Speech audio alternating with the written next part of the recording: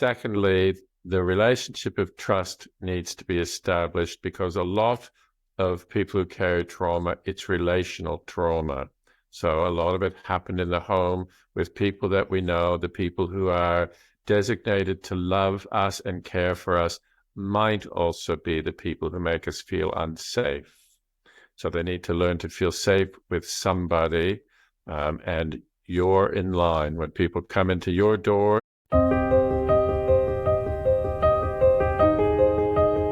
in today's episode, Gary and I talk about post-traumatic growth and meaning making, thus the title being about growth and the hidden superpower of trauma. Earlier in my life, I would have smacked someone in the head if they said I'd make meaning from it one day. Swear to God. Truth is, there is a lot of peace to be found there, and many people have found that before me. So I really hope this concept brings hope. I'm Andrea Rose. Welcome to the Superpowered Evolution podcast. This is episode 2 of series 1, Fight for Your Life, all about things trauma recovery, and acknowledging that this is a fight for your life for many. In fact, you may have noticed that I'm really not okay in the last episode. I was really sick and truly felt like giving up back then. I was close to 3 years being physically sick and having 2 lifelong conditions. I had had about enough.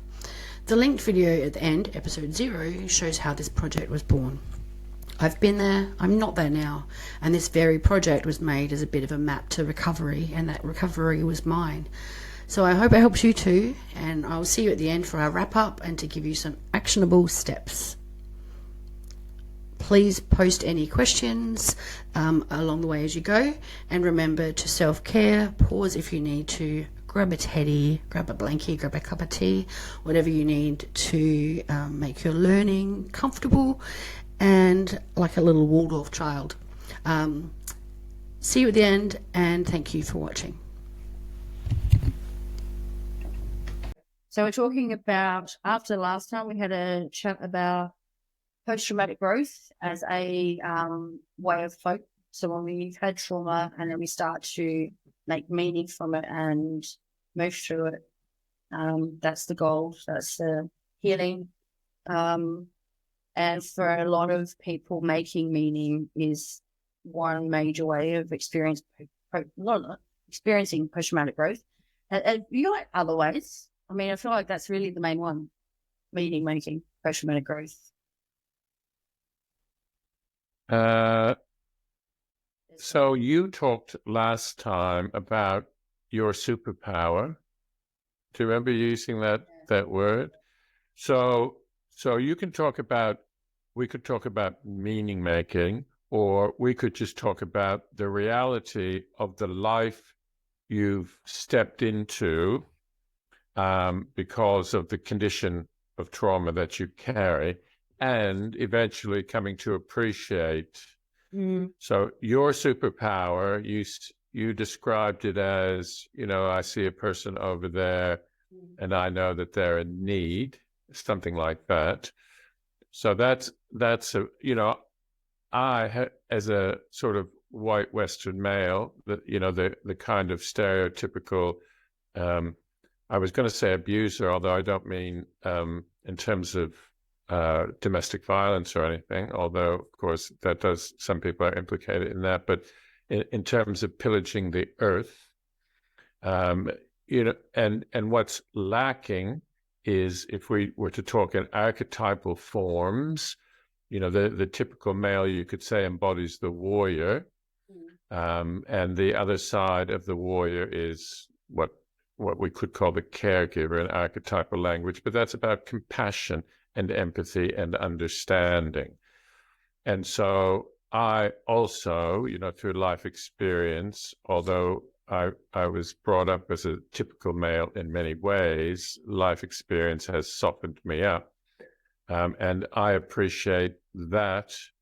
And I suspect that that's probably the human quality that is going to, I don't mean to be too dramatic, but possibly save, the earth in terms of pillaging our ecosystems and killing the earth.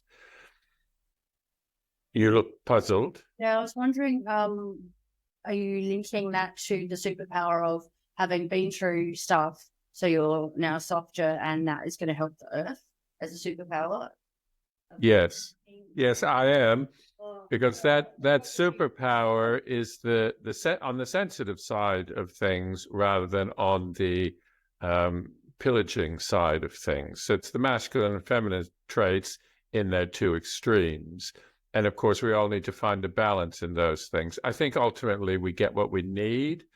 Again, I think I used the word cold last time. I know that can be very hard and cold for people who are in the midst of a whole lot of crap, if I can use that word. I've used worse, I must say. I'm letting my dog in, but I can still hear you. She's feeding her dog? Letting him in because he's panicking at the door. Even though we're recording on YouTube. So my point of bringing up meaning making and emotional growth was just sort of to go, well, that's where we wrapped up. And in terms of making sense of it, what happened before post-traumatic growth is obviously trauma and recovery. Yes. And then how do we know that we've even got it? Because so many people are buzzing around the world not knowing. And yes, we were chatting before, and I shared about my teeth. I'm yes, tooth pulled in a year. Yeah. And in talking about how do we know if we have trauma, this is just one example. And I want to deep dive into that a bit. So can we take that example? Do you want me to tell you that story, or did I just cut you off? Sorry. I'm not sure what happened there, but that if we can just stick with that, the trauma of your teeth, like there's probably people out there, you know, one way or another, metaphorically or literally rolling their eyes thinking, oh yeah, well, none of us like to have our teeth pulled out, but you're using the word trauma, and I know you use the word trauma advisedly. So when you go to the dentist and you're having an extraction, what else is happening for you then? Got to go to my inner sanctuary to save myself, or I'm going to kick some of them in the head. No, I'm joking. I'm not actually, like, having teeth pulled is traumatic. I'm actually saying the reason they're getting pulled is actually due to childhood trauma. So I've been grinding my teeth because I'm in a higher state of alert and higher state of vigilance and higher state of stress. And yes, I have a stressful business, but I literally have to do yoga all day, I feel like, and just breathe and be in the water or something to be chill enough to not grind my teeth. Like, okay. It's a lot of personal work. It's going to take healing, personal work, daily practices of journaling, breathing. And I do these things, and I'm working on doing better at them. Yeah. But the point is, stress. I wouldn't be losing my teeth, I'm quite sure, had I not been through trauma. Yes. Okay. So that is, so being a therapist and meeting lots of people with trauma, that's the first thing that my ears wake up to when I hear people talking about anxiety. You can use the word stress, but you know, that kind of range of things, people living with high stress or high anxiety. That's one, you know, what does it look like? You're living with stress or anxiety. Have you met any people, as in your work, who do grind their teeth? Do you know? It's not one of the questions that I ask, actually, but I've been told that I grind my teeth. Dentists, I guess, know better than me. And I say, no, I don't. And they say, well, you must. So I must do it in my sleep then, right? Yeah. And I get very little sleep, actually. So if I'm grinding my teeth in my sleep, that's good news because it means I'm sleeping. So there's another thing. Lack of sleep. Generally speaking, sleep is not such an easy thing. And it's for the same reason. It's the buzz. It's the buzz of anxiety and the buzz of stress. And that buzz lives in our nervous system. And it's really, really hard to calm down ever. And sometimes right to the night. Would you agree with that? Yeah. And I've been doing a lot of work in this last month or so on bringing myself down a notch. So I actually I'm trying to start most days with a meditation, breath work, sitting in my sanctuary in my hanging egg chair. So I'm rocking. So that's helpful. Right. It slows down your nervous system, calms down your nervous system. Early to mid-afternoon every day I stop for no sleep, deep rest, which I think we talked about last time. And trying to do breath work at night, which that one's not working very well. But that's the kind of work that I'm putting in to try to down-regulate. And my comment about... Can I ask you? Sorry, our connection isn't perfect, actually. But can I ask you another question about the dentist? Because you've told me a story before. I don't remember if we talked about it in a recording last time, so people might have heard it. But you told me a story once about when you were young, and you needed dental work, and the dentist and two parents held you down in a dentist chair. Yep. And so are you saying that just going to the dentist itself is probably triggering as well? That's not what I'm saying. No. What I'm saying is that was a part of your original trauma, a situation like that. Yeah. And it's not my place to talk about that, but an inordinate reaction, which we're calling a trigger, a trauma trigger. So you and dental chairs, it is a trauma trigger for you, is it not? Yeah, Lying down. it takes a lot of work to go. Like, people say to me, oh, I hate the dentist, and they don't go. And I don't know how many people have had a similar experience to me, but I value my teeth a lot, so I go to the dentist. And Yeah. I hate it every single time. Yes. But you also, your trigger, again, you can edit this out if you like, but your trigger, is it not, is the helplessness of being the patient in a dental chair. Is that a part of your trigger? Not now. I was in the chair the other day and actually tapped out like I was in jiu-jitsu. I literally went tap on the chair. And it's just So I don't feel helpless. And to be honest, things that trigger me are people in my mouth. I don't like, that's not fun. And the other thing, just what I was going to say, the biggest trigger that I think actually came from me being held down when I was little, it was actually surgery. So I was lying on a bed, and they had to take out 4 teeth. And because I was little, they knocked me out for it. And they came to me with a mask, and I entirely lost my shit. And the reason I got triggered then is a different story, because of having my face covered. So then what has happened subsequently, and I haven't had a surgery in the last couple of years, so I don't know if it's resolved at all. But whenever I actually have surgery, I wake up bawling my eyes out, like desperately crying. And I always attributed it to a certain event, but I actually think it could be that event that I think it is. But really that first one. So like being held down by people who were supposed to care for me, being my parents, and being alone when you wake up, and as being a small child, has literally affected every surgery I've had ever since. Yeah.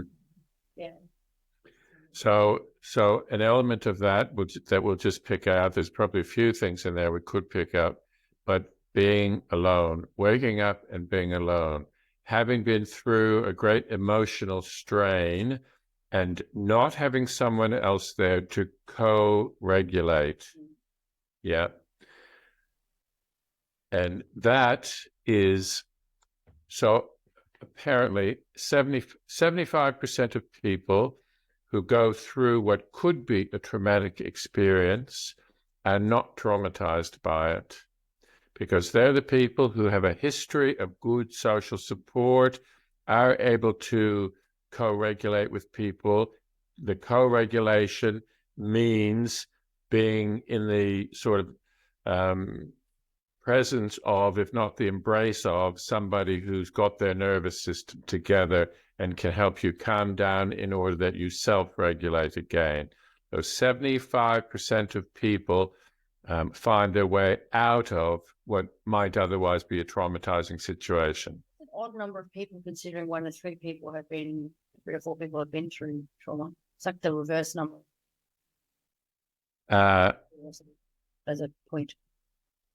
So yeah, so my figures around that are the blueknot.org, which is one of the it's Australia's primary website for complex PTSD, they say 1 in 4 people, 1 in 4 Australian adults is implicated in complex PTSD. But yes, there's another source, I can't remember at the moment, that says 1 in 3. Yeah, I also would just say 1 in 3 to 4, because when people talk about men and women, the numbers are different as well. So like 1 in 3 women have been through sexual trauma. Yes. 1 in 4 to 5 men have been. So Yeah. I'm not just going to talk about women. I'll say 1 in 3 to 4. Yeah. So women, women actually have better systems for regulating, for co-regulating. Men, we're generalizing, we're gender generalizing, but men tend not to reach out to people for comfort, whereas women are much more likely to. Yeah. I'm just going to step back to something you said and then get back onto what does trauma look like. We were talking about, it was about the causes of trauma, like being alone and having someone to help regulate. And that many people experience things that could be traumatizing, but they aren't, because they've had a lifetime of being supported, right? It just reminded me of the example. I know we've talked about, given how many recordings we did that didn't surface. I don't know if we've actually talked about this. But when we talked about the soldiers in the tank, and then there's the bomb, and some of them get PTSD and some of them don't. And some people try to say, and I'm not 100% of the science of this in terms of science versus nature versus nurture, but there's 10 soldiers in the tank. Let's say 3 of them get PTSD and the others don't. The others don't because they have those systems and those experiences. So they know they're going to be okay. They've maybe got support. They've got an internal support system where they can self-soothe. Yeah. Whereas the people who get PTSD have maybe not had PTSD before, but like me, I have PTSD from upbringing, but they've had not as much support or whatever it is. And some say there is a genetic predisposition to PTSD, but it's, I think, one of those nature-nurture things. So not everyone is going to get trauma from the same experiences. Yes. And therefore, it's not the event, it's the experience of the event, and we all experience things differently. And so therefore, talking about what it actually presents like now in somebody is what will be helpful for them to go, oh, okay, yeah, that's why I've got some of those things that look like that. So yeah, maybe I do have trauma. And another conversation can be, about causes, but so I kind of find it, I don't know if this is helpful to you, but to do a little brainstorm of what it looks like. So let's say people are listening to it and they like a checklist, probably Google it. But to me, sometimes it's helpful in different environments. So like, what does parenting with trauma look like? Or what does being a partner with trauma look like? Because I know that when I'm single, I'm really triggered, and then I go and get into a relationship and I want to throw one of us off a bridge or something. Not really, it's a bit dramatic. Yeah. My symptoms kick up much more when I'm in a relationship. Yes. So how does that sound to you? That sounds good. We should start parenting, relationships. So you're talking about if I'm a parent, is that what you're saying? Yeah. So what does I don't even know if I have trauma, and then we're going to talk about this stuff, and then people are going to go, oh my God, maybe I've got trauma, and then we'll help you after. So what does trauma look like? How do I know if I have it? And you can show up in parenting, for example. Okay. I can start. You start. Not being present. Yeah. Avoiding hugs. Okay. So let's just start with the not being present, because not being present it's an aspect of dissociation. So dissociation has lots of other manifestations, and that's one of them. So literally what it means is being a little bit out of your body, or sometimes a lot out of your body. So the extreme of dissociation is what we used to call multiple personalities, and it's now called something. Identity disorder. What was the first word? Dissociative identity disorder. Yes. Yes, thank you very much. I should know these things should roll off my tongue. Yeah. So that's an aspect of dissociation. And there's a few. There's kind of a spectrum of things, but so it can be vagueness, it can be forgetting things, it can be vagueness. Yeah. Fancy word like vagus nerve. Yeah, there is a vagus nerve which is quite central actually to the nerve. Yeah. Ourselves. Vagueness. Yeah. What's the next one? Distraction. Getting distracted. Yes. So I'll do it after this. So you're staying disconnected and keeping at arm's length. So I like to think of, did I mention the window of tolerance last time? You did. Okay, so if we're a person with trauma and we get triggered, so the traditional, we've added fawning to it, but let's just say that I think it's easier to understand the fight, flight, freeze, because people think in those terms. If we get triggered, those are the three primary responses, let's say. The fight and flight, those are active responses, even though flight is getting the hell out of there. They are active responses, and we go into hyper arousal. So if the window of tolerance is here, let's diagrammatically say hyper arousal is above that, the fight flight responses, and hypo arousal is below it, and that's the freeze response. And dissociation, that's what dissociation looks like. It's the freeze response.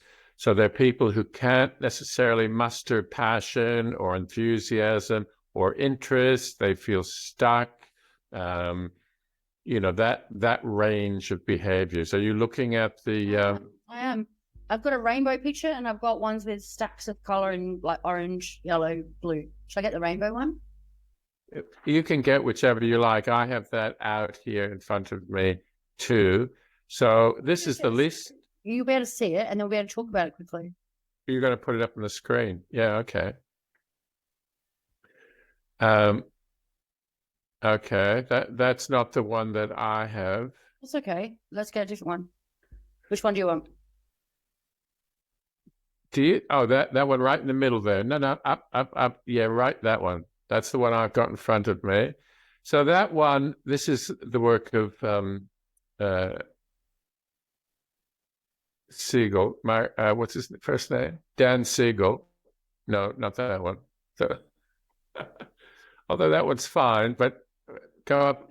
Yeah, that's the one. That's what I've got in front of me. So that's what I've already begun to describe. So when we're in that middle zone, we tend to think comfort zone is a bad thing now, but let's just say it's a good thing, right? Because we're comfortable. We're chilling. We're in our groove. We can do anything. Things come our way. We can respond to them accordingly. We're motivated to do things. We're mobile. We're not rocked by things. We're regulated. See that word? There it is again. Emotionally regulated. And if we don't, if things are okay, we can self-soothe. Every day, one thing or another might disturb us, but if we're in our window of tolerance, we can deal with that sort of stuff. Yep. If we get triggered, and on the right hand, no, the left hand, the green box, I've got it in front of. I can't read that screen, but I can read what I've got in front of me. The causes that take us out of our window of tolerance. It's the fear of unconscious thought and bodily feeling, losing control, feeling unsafe. I do not exist. Feeling unsafe is the core of trauma, of course, because we felt extremely unsafe at some point, either through a single event or over a prolonged period of time. That's the cause of trauma. And when it's over a prolonged period of time, that will usually result in, that's what we call complex trauma. If indeed we are traumatized by that, it's complex trauma. So when someone is trying to figure out, like, let's say someone becomes curious about, there's actually a possibility I have got trauma, would a list like this help them sort of figure out, I actually do those things. So like I am not present, I shut down, I forget things, disconnected. I think so. So then they can go, oh, okay. So even in parenting, you can actually fear your children not liking you or loving you anymore. For example, Yes. It's actually quite hard as a single parent when he was having access with his dad, and he was younger, a long time ago. Me and Johnny are very close. I would always fear that if I held boundaries, he would go, oh, well, I'm going to go to my dad. Right. And so I still held boundaries. I remember having to sort of get through it and going, I actually just have to do this anyway. Right. That's that. I just have to deal with it because I can't live in a world with no boundaries with a growing teenage boy. Yeah. And he stayed with me anyway. It says that. Yeah. So can you, out of that, so if I were to keep reading in that green box on the left, they talk about our core fear or core traumatizing event. And that, to me, what you just described is around rejection. Do you identify that as your core fear, would you say? I had a yes, like, in a way. I think when I get to the root of it, it's actually possibly being alone. So like I moved house almost every year growing up. And so I lost people over and over again. They didn't reject me. And then when I've talked to one of my sisters has had a fair bit of therapy and we've talked about stuff. And because I was like, I've got this fear of abandonment, but I don't understand it. Like, my parents were there, right? But there's a difference between them being in the building and then parenting you. Yeah, so you were emotionally abandoned. Yeah. But it took me a long time to understand that. Yeah. And so that and not feeling loved or supported has translated into something now that I still actually can't really articulate, to be honest. Yeah. So this is true for me as well. If I look at I'm not sure if we mentioned the Adverse Childhood Experiences test, the ACE test. If we haven't, we will come to it. But that's just 10 questions about the conditions of your early years. There's only one of those that I can say yes to, that's true of me. And that is what I would call profound emotional neglect. There was nothing intentional on my parents' part. They were both traumatized by war and Great Depressions and violence in one of those cases. But they simply were not available. And I was also a mistake. And so my core fears I identified is actually the fear of being unlovable. That holds together for me the fear of rejection, the fear of making a mistake, the fear of being abandoned, because the root fear there is being unlovable.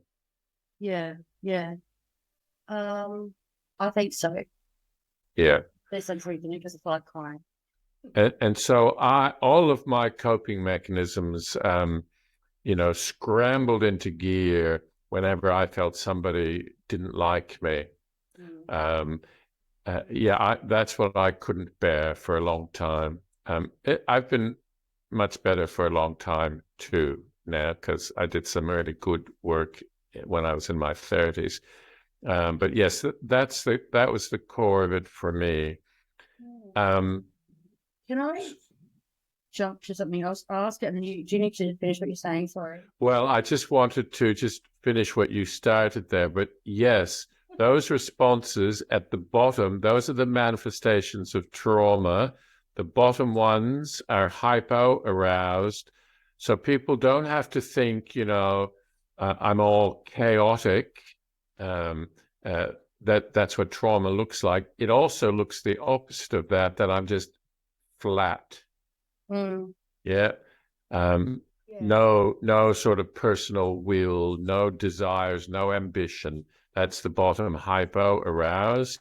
And just to finish that list, dissociation, not present, unavailable, or shut down, memory loss, disconnected, being on autopilot, no display of emotions or flatness, separation from self, feelings, and emotions. Also, and as a counselor, people often, I would say, meet people who talk about being stuck. Stuck is another common expression of that hypoarousal. So people can have lots of positive things. You can be traumatized and have lots of positive things going for you. It affects you in certain areas of your life, and in that we're very different from one another. So people can be very successful in so many ways, and yet completely, well, as you talked about, relationships just don't work for you.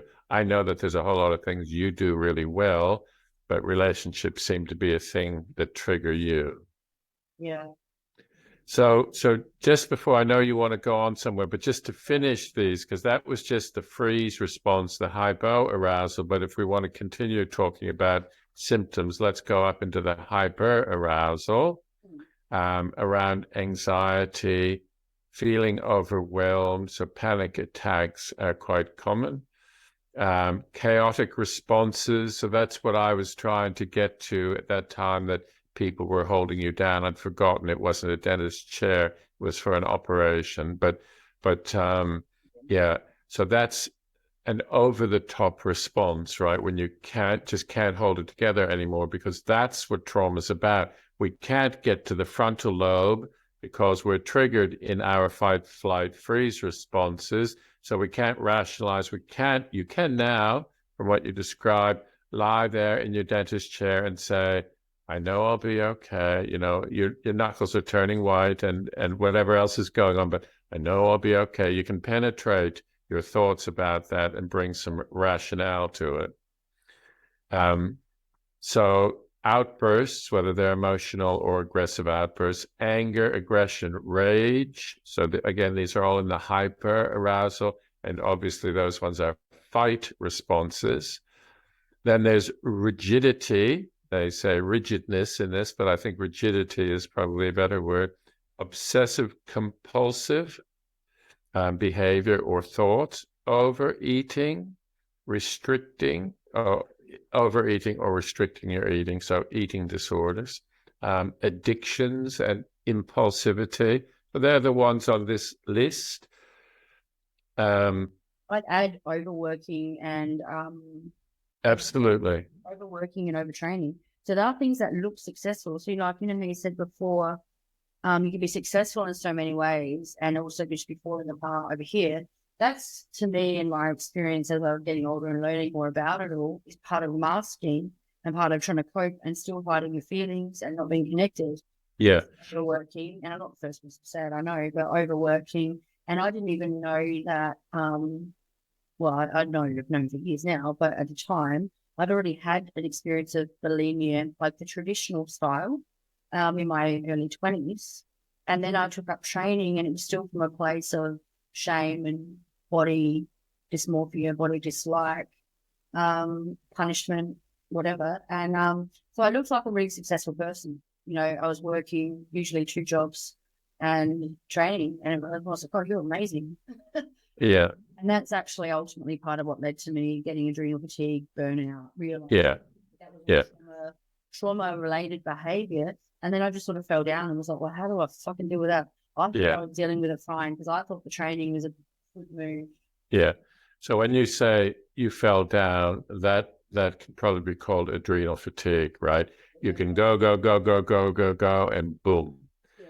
So another way to look at that, which I find very helpful, is that we can be in the past or we can be in the future, but we can't be in the present.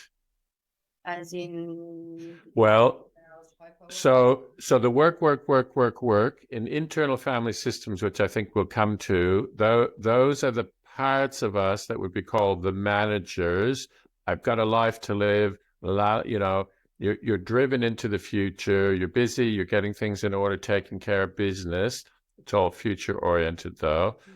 Or the other manifestation are what they're called the firefighters, and they're hosing down the shit that's creeping up on us from our past. And so those tend to be our two responses. What we don't want to do is sit in the quiet of the present moment, because that's where all the struggles are. The more we sink into the quiet inner space, we get reactive. So those are other manifestations, the continual need to distract ourselves. You know, if we think quiet time is listening to music or watching TV, that's not really quiet time. That's still distracting. Someone was talking about allowing time to get bored the other day. My first thought was, what do you do? Like, what do you do? You can't just, what am I doing? You're actually going to sit here? Like, imagine every single thing was done. I'm like, that's not going to. And so even Johnny and I were talking about it recently, because his girlfriend said about, like, just don't do anything. Just like, and he's like, what do you mean? Like, surely we can garden, or like, you know, watch a movie, or like walk and talk. Yeah. That's to me and Johnny, that's not doing anything. Yeah. But like, I can't even imagine. What do you just, no kidding, I can't imagine sitting on the couch. Is that what people do? Yeah. Yeah, I went to someone's house once and they just sat down and talked with me, and I was like, I thought it was really weird. I was like, we're just sitting down. Can't go for a walk.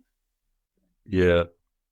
I was like, and the other aspect about the busyness and the doing is that, and I'm sure I've used this term before. I think it's Gabor Mate that I first heard it from. I'm sure it is Gabor Mate, and he says, at an early stage, we get a message that we're not wanted. And our resolution for that is to say to ourselves, if I can't be wanted, I'll be needed. So that drives a lot of our busyness as well. It's generally in the service of other people, but we can never do enough. And this is something back to like parenting and what does trauma look like and all that kind of thing, right? Think about the fact that, and I'm actually, just so you know, and everyone who's listening knows, I'm being careful in my mind not to share Johnny's story. Like, I'll refer to him as part of my experience, but I think about, like, Johnny and I are the same in that, like, we're both like, what do you do? But he got brought up by me. So yeah, that's what he's going to learn. That doesn't necessarily mean he felt that he wasn't wanted and must be needed. Do you know what I mean? He could feel that. I have no idea. But, like, he literally got brought up by me how to do life. So what else is he actually going to think about? Like, is it, do you know what I mean? He has to be still. So, yes. So now you're talking about nurture, or, you know, that this is the world that he saw. This is the world I modeled for him. Another way to think about that is, you know, what I said earlier about co-regulation leading to self-regulation.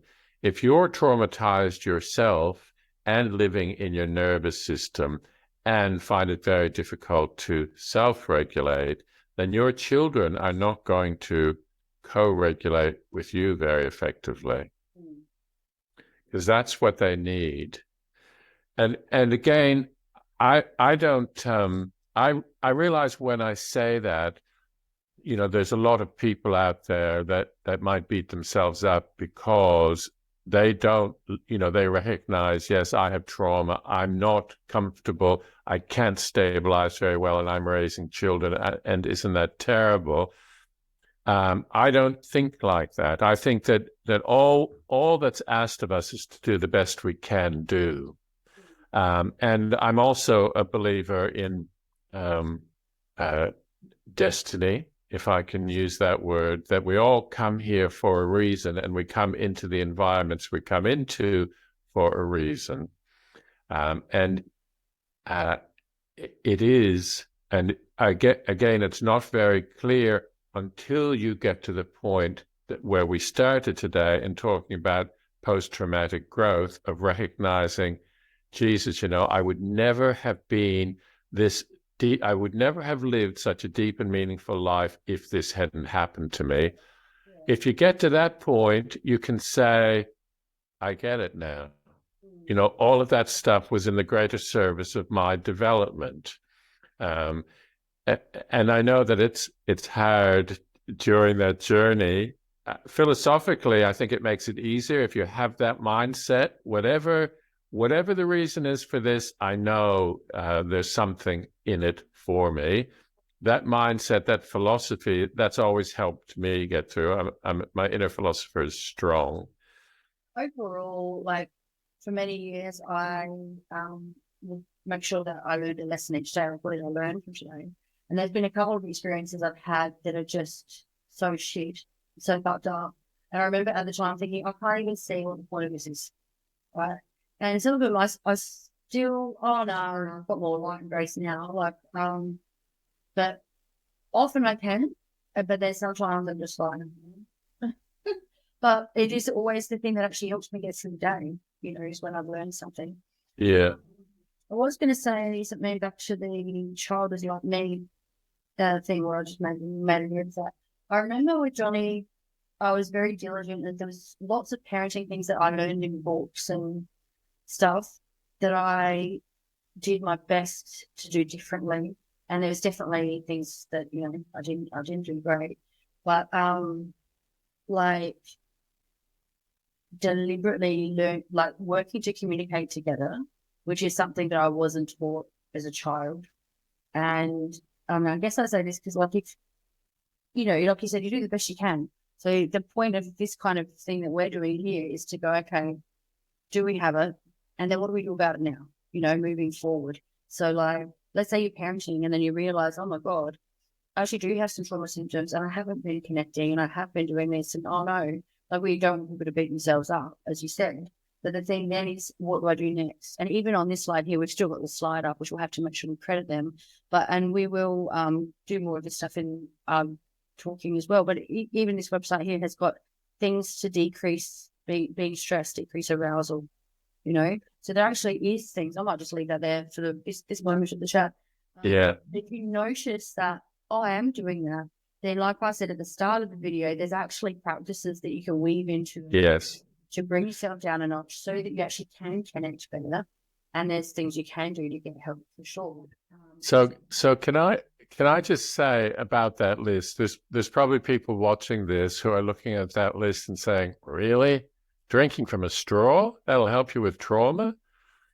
But I think that when we learn to think of it in the right way, and what I'm talking about with these indications here, we need to understand that trauma actually lives in our body, right? It's more of a physiological disorder than a psychological disorder. Unfortunately, sometimes there's a whole lot of things that go with it, like shame and guilt, and that becomes a psychological thing that we're going to need to work through. But the trauma lives in our bodily system, not only in the nervous system, like I've been talking about, but also in our muscles and tendons.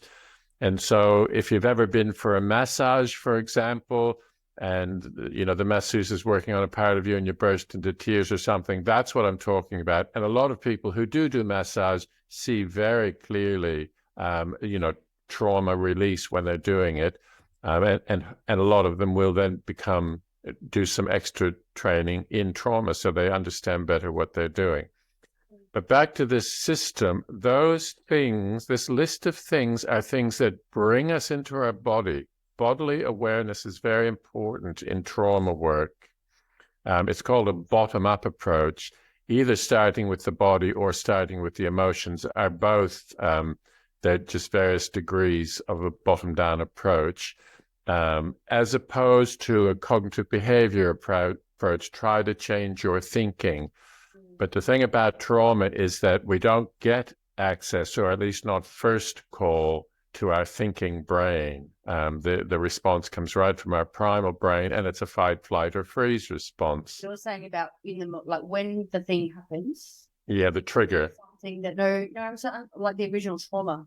Oh. So when the original trauma happens, we're in our body, in fight or flight, and we're not up here in our head. We're not thinking about it. We're actually in our body, and therefore it's stored in our body. And so then when we need to process it, once we identify it, we need to kind of get it out of our body. Yeah. And so sometimes, again, back to those 75% of people for whom that just works naturally. I remember reading at some point that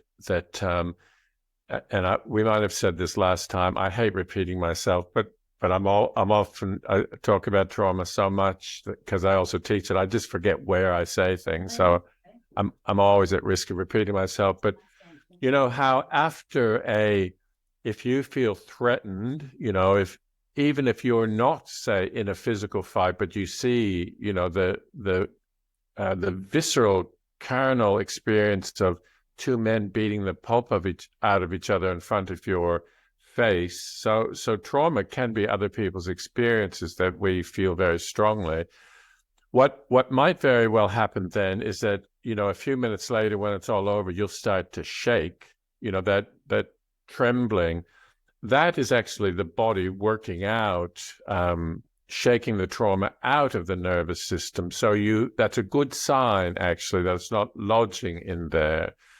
I forget for the moment why I was saying that again, but yeah, so quite a number of people will be okay after those kind of experiences, and some people won't, and yes, it'll lodge in their body somewhere. Yeah, and I have done a lot of talk therapy, and it's only in the last few years I've found the more things that help more, like IFS feels more bottom down.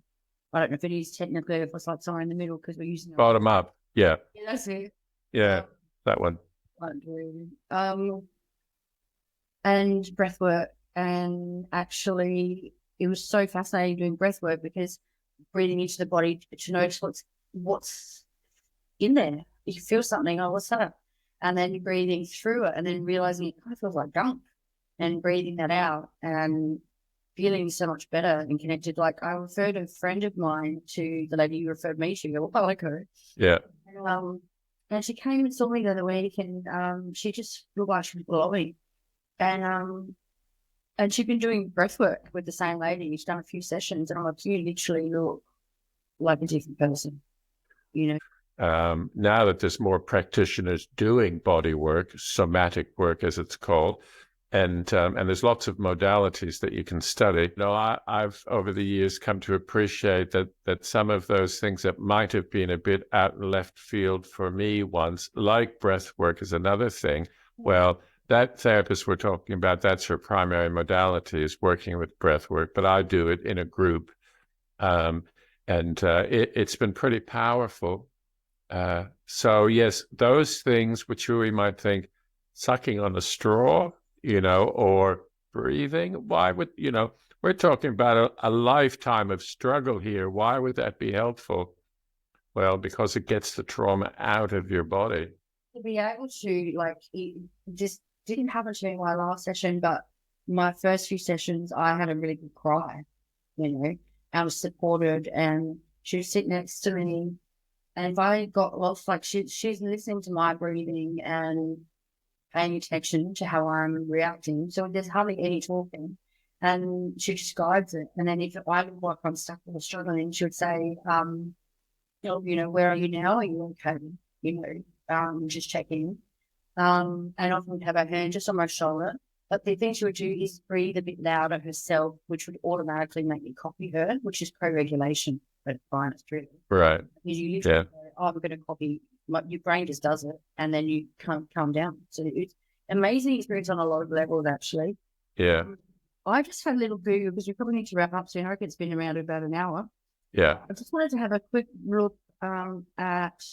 I found an article which I'll share with this, how childhood trauma affects parenting styles, and talked about just a little look. Talks about things like being controlling.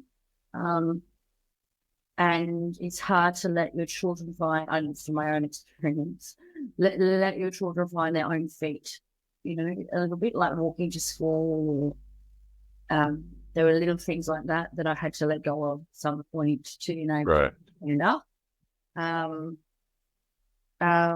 So So what's happening there is that your own fears for his safety, which actually were more about your fears for your safety, are impacting your parenting. Yeah, yeah. And you're afraid of things happening to them. Yeah. You don't want them to be having Yeah. the same experience as you. So what we're doing in those situations is that the past is more to the front of our mind than the present. And he's always been very capable. Anyway, he did this funny thing. I'll read some others in a minute. I remember when he turned 3, he just started climbing trees like the same day, and he'd never climbed a tree before. And I went to the backyard, and I'm like, Johnny, what are you doing? And he goes, I'm climbing a tree. I said, I can see that. Why are you climbing a tree? He goes, I'm 3 now, Mum. And I was like, all right then, go for it. I'm like, you think you can do it because now you're 3? Yeah. But yeah, he usually would do that every year. There'd be like a new thing he just decided he was doing. Yeah. The last time I remember him doing it, he was about 16. So there's avoidance. So for me, that was like avoiding connection, and even other people. So like think about, and he probably experienced this as well. My fear of other people, like other connecting with other people, which can affect then his friendships. I'm religion about getting out of that, but over sheltering, overly controlling, neglecting the emotional needs of your child. And these articles are that how you can change your parenting style, so that's nice. And does it affect it? So have you got anything else to say on that? Because probably, hopefully that's enough food for thought without upsetting anybody. Yeah, that's another one of those things that could be posted, I suppose, that list of things that are kind of interference. And because everybody wants to parent the best way that they can, it's just some voices are very loud in our ear and we can't filter them out. And our children's safety. In fact, I remember we're in Australia. I remember Eddie Maguire one time. He was talking about he's the football commentator and his other things, but I remember him saying one time, I went in to buy when our first child was born, I went in to buy a new car or something or other, and I was shown these different models of whatever, and anyway, the sales pitch was such that, oh, if you're having children, then this is the one you want because that's the safest car, right? So and he said, of course, that's the first thing on our mind is our children's safety. Yep, that's the car I bought. And because it plays on our fears that maybe our children won't be safe. And if we're traumatized, if it's more about emotions, then we also worry about them being emotionally unsafe. Don't go visit that person because somebody in that house is a shrew or whatever, What's that? So you said use the word shrew. I said, yeah. When I said your book shop. Shakespeare used it. I can. My first husband used to call him shrew. Oh, what would you like to have called him? An ogre. A what? An ogre. Yeah. Anyway, I might just have a little think before we stop about is there anything else? Because I just don't want anyone to leave upset. Like they recognise that there's these things I'm doing. Yeah. And the article will have some directions. In any comments, we'll make sure that there's a way to email or connect, just so we can refer you somewhere. We're not offering a service at the moment. Yeah. I think one of the things you're probably better at this than me, but I think breathing is a first stop. If you're not okay, if you find, we all know when we're starting, our heart's beating faster and we're starting to panic a little bit and feeling anxious, whatever it is, that can get carried away. And breathing is a great first stop intervention. And, we'll talk about the vagus nerve at some point, but when we talk about breathing to soothe the vagus nerve or the polyvagal nerve. Apparently, the best way to do that. So this is all. Everything we're saying here is actually confirmed through neuroscience. And this is another one of those things that they're not just weird things anymore or old wives' tales, but the count of 4, breathe into the count of 4, hold it for 1, breathe out as a sigh to the count of 4. Just let it go. So we have to hold. So 1, 2, 3, 4 in, hold, 1, 2, 3, 4 out. Okay. Yes, 1, 2, 3, 4 to the count of 4, but not in the same controlled fashion. Just sigh it out. There's one I learned recently, and I won't give any more. There's so many little tips and tricks, but sip, sip, sigh, they call it. So you go, apparently that really helps too. I don't know. But the other thing to know with breathing is to breathe into your belly. So I said last time I'd make a meditation, and I've already made a bunch of them. So I need to find one, or I'll make one. We're learning to breathe into your belly. So most people shallow breathe here. So if you put your hand here and your hand on your belly and just breathe and just pay attention, you might see the top hand is moving more than the bottom hand. And if the top hand is moving more, it means you're shallow breathing, which means you're more likely to get upset more easily, go into fight or flight more easily. So you want to send your breath into your belly and imagine it like a big pear, and you're going to go and fill up the belly so that it comes out. So when you inhale, the belly comes out, not in, which a lot of women have actually taught themselves to do the other way. And you hold for a second and let it go. But just teaching yourself to deep belly breathe. And if you notice that you are shallow breathing, it's actually a good idea to do that practice, say, 10 times. Yes. First psychologist, well, my main one I'll spend a lot of time with, got me to do it 10 times, 3 times, which means 30 times. But it's easy not to count to 30. Otherwise, varies or something. And I count with my fingers, or I lose count. Well, 10 times is quite enough to begin with, and do it sitting down because you might get dizzy. Yeah. Because if you haven't been deep breathing, it makes you go a bit funny in the head. Yeah. That's the end. So there's some practices to help you calm down. Make sure you email or comment any questions. I will be posting this time. Yeah. And the last one first. And the other thing, I guess, if people do get, so there's always a warning when I'm teaching trauma classes, there's always a warning that because, as Andrea started out by saying, so many of us may be carrying trauma that we don't know about, and we may get triggered. And so if you find yourself getting triggered, the best, I think, repository of therapists in Australia, well, actually, it's a global thing, is psychology.com, psychologytoday.com. So www.psychologytoday.com.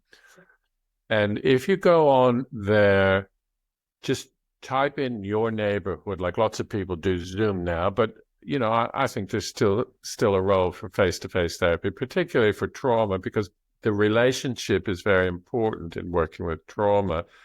But you'll type in your postcode, and the therapist within CUI of you will show up, and the profiles are very, elaborate. On the right-hand column, there's the modalities that people work with. So if people are trauma-informed, you'll see that written there. If they work with IFS, for example, you'll see that there. So, don't randomly just go to a therapist because they're a therapist, because there's so many different models of therapy these days. You want somebody who's trauma-informed for trauma. And I just made a note to do a podcast on choosing a therapist. Right. Because I something to say about that. Of course I do. But totally agree with everything you've said. But actually giving yourself permission to meet someone and then decide they're not for you is really important. Yeah. And some people get frustrated. I hear some people's story, they're like, I met one and then this happened, so I'm never going back. And it's been 5 years. And Yeah. Yeah. You interview them, you're paying them, the government's paying them, someone's paying them, you know. And like I had three for a little while there for different things. And he was a psychologist. And if I saw him in the shops and you could see that he saw me as periphery, he wouldn't even acknowledge me with a little nod. He literally wouldn't even do that. He would just look away and pretend it didn't exist. Whereas I don't really think that's okay. Like, I think a tiny acknowledgement that is not invasive. So as a youth worker, I was taught that we should never approach young people out in the world. If they want to approach us and we're cool with that, we can do that. And you might do the little acknowledgement. Yeah. But you literally don't want someone going to that person and then putting them in shame because they have a worker or whatever. And so he didn't even acknowledge me, and he doesn't follow up things. So like if I email about something or I'm worried in between sessions, whereas the other people that are more trauma informed and show that they're trauma informed actually do reply and they do check back in and they will acknowledge your existence. And that's not crossing any boundaries. It's respecting the fact that that person's a goddamn human. So, So that, the way you opened that little riff was by saying, I think it's quite good if you can meet a therapist and decide they're not for you and then find another. And one of the principles, another of the principles that therapists learn in working with people. So first of all, the client needs to feel safe. Secondly, the relationship of trust needs to be established, because a lot of people who carry trauma, it's relational trauma. So a lot of it happened in the home with people that we know. The people who are designated to love us and care for us might also be the people who make us feel unsafe. So they need to learn to feel safe with somebody, and you're in line. When people come into your door, you're the one that's the one. And the next thing is choice, which is to what you said there, that because trauma is often something that was done to people that they've had no choice about, that working with people with trauma needs to be totally transparent. They need to be informed about what it looks like, what's happening, the psychoeducation it's called, and they need to be complicit in making choices, because choice is fundamental to them reclaiming their lives. That's actually great explanation of that. And it really helps me realize, I know we talked a little while ago about business coaching and things like that, and actually talking about that in this sort of stuff as well, because of how many people aren't trauma informed, and there's so many of us that have been through trauma. Let's just stand around at people. I get really, really triggered when I don't have the information I need to make choices. I literally would get, I have actually like gotten really upset. Right. Very terse emails, spoken very, because I'm so, like, a choice has been taken away from me. I haven't been informed. I feel like I've been manipulated, lied to, betrayed, because I bought something and it turned into something else and no one talked to me about it, for example. And that's fair, honestly. I literally just paid up front for this thing, and then a month later it totally changed. And then they lied and said that you'd consult widely, and then anyone I spoke to hadn't been talked about it. But anyway, for them, I'm not staying. But like, I was really triggered by that. But to know that specifically is what it is the lack of choice and the lack of information. Really, really upsets me. Well, we should probably wrap it up. That was great. I know we were talking, I reckon next time maybe we'll have a little look at how it shows up in relationships, maybe, intimate relationships. Yeah, you're good at that. I remember you going on a riff one day about that as well. Well, I think either somebody sent you something or you found something and you were right onto it. In relationships. About relationships, because I think an old flame of yours was sort of moving towards you again at the time you encountered this, and you thought attachment theory. Well, there is attachment theory as well. I found around that time, because it's okay. like totally avoidant. Yeah. Anyway, we'll talk about, oh my God, we can't do that on the podcast. What we'll do, I reckon we'll go through a couple of situations in life and how trauma shows up. Yeah. Maybe then do some of what to do about it, and then we can go deep dive into some things. Yeah. Attachment theory is, if we're talking relationships, you can't avoid attachment theory in relationships, and it's something everybody can relate to. So yeah. So yeah, I sound like an 18-year-old, don't I? So yeah. So yeah. Like. Yeah, like so there. Yeah. Well, we better okay. It's just getting weird now. Yeah. Don't you actually go there? I'm just going to end the recording so we can check in. Yep, I pressed the stop button. Okay, I don't know what I'm doing, everybody. Goodbye. Thanks for watching. You saying goodbye to everyone, Gary? Oh, bye. See yous. Or not. I mean, we don't really see you, but hello. See you. Nice seeing you. Nice not seeing you. We hope that today's episode has provided insights into helpful and unhelpful coping mechanisms, as well as the impact of each on their mental health. I also hope that the discussion was okay about the impact of trauma on parenting. It's not about guilt or shame or anything like that. It's about getting to understand the importance of self-regulation. And I've written down healing. I'm reading my little script thing. I'm starting to feel like healing is a bit of a big word with an end game that we assume, but we might like to think about it as recovery, repair, restoration, living life more fully.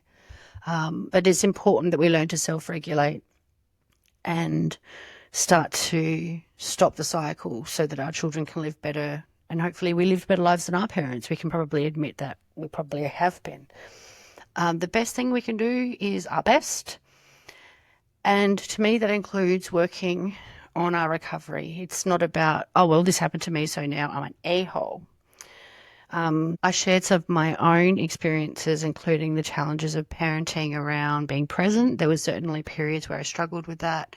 And yes, our past experiences do affect us and our current behaviour, but if we can implement those self-care practices as a parent and for oneself, our relationships with our children are going to be a lot healthier, and so it will continue, is the aim of the game. The last takeaway I want to recap, and it links to one of our giveaways this week, which I hope is okay. I just made it from the podcast.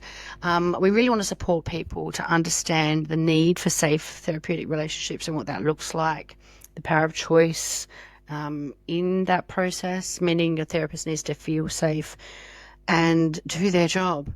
I've come across people who seem to spend a lot of time in therapy analysing other people, and really one of the things I've learned in my life, she goes off script.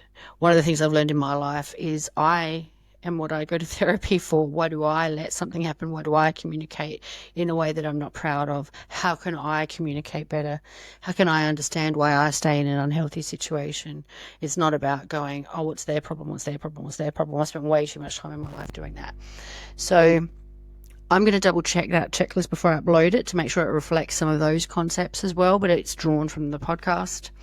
And one of the core messages I like to share with anyone who will listen is therapy and that sort of work is so important. So don't give up too soon. I know some people who go, well, I went and then this happened, so I'm never going again. And it's like, well, like boyfriends, there's plenty more fish in the sea. So not everyone's going to be a good fit. Not everyone's going to be what you need. They might not have the experience, the passion anymore, like a jaded school teacher who should become a florist. So yeah, you need to assess them as well. Like a job interview is two-sided, pay attention. So heading to our giveaways, we have 2 for you today. I'm going to make the download for the therapy, just one you can download it and you just put your email in it. There's nothing else that comes with it. It's just you can download it. That's what I'm trying to say. And the other one is also a download. I think that one, because it's bigger, has an email thingy with it, but it has some follow-along videos. It's an older mindfulness tool that I made before I had a microphone, so I'll probably remake them eventually. It's got different kinds of activities that will help your nervous system to settle, and they derive from various techniques like somatic stuff, meditation. And the thing is, like, I've met a lot of neurodiverse folk, and I'm also neurodiverse. I've got ADHD. And apparently CPTSD, complex PTSD, is also neurodiversity because it veers from neurotypical. But like I've heard a lot of neurodiverse people go, oh, I can't do that, I've got autism. And I'm like, there are so many types. You just have to, like, you go on Insight Timer, there's like 1 million meditations. So I have pulled out 5 different kinds of meditations that I find work for me. And when I first tried learning meditation was years ago, and a friend who had studied to be a monk, and he was talking about emptying your head, and my head was like, chatter, chatter, chatter, chatter, chatter. It's not about emptying your head. It's about being present and noticing things. And I mean, maybe that's one kind of meditation, and that's the kind of monkey meditation he did, but it doesn't work for a lot of people. And I'll rant about that another day using the example of I don't know what it's called, something about Buddhist path, and my pen's not working. I'm just going to write that because I know what it means.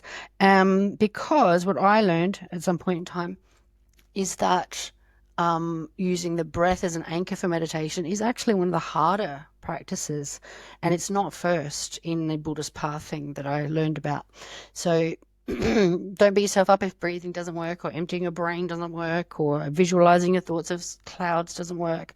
There are different techniques, and I would encourage people to try and stick with one for a few days, and no, it doesn't work, write it off, that's fine. Keep trying different ones. So ones for me that work really well as a neurodiverse person are ones that engage my body as well. And so it's actually quite active. You are relaxing, but you're actively focusing on sinking your body, or melting, or feeling the senses on the bottom of how the bottom of your feet feel. Like, it's different things like that. So head on to the giveaway area. It's linked in the show notes towards the bottom. Please give us a like and a follow and a share, or all the things that the other famous internet people say. Do that. And thank you. I'll go back to my notes. Back to with the meditations, pay attention to if they help you feel calmer.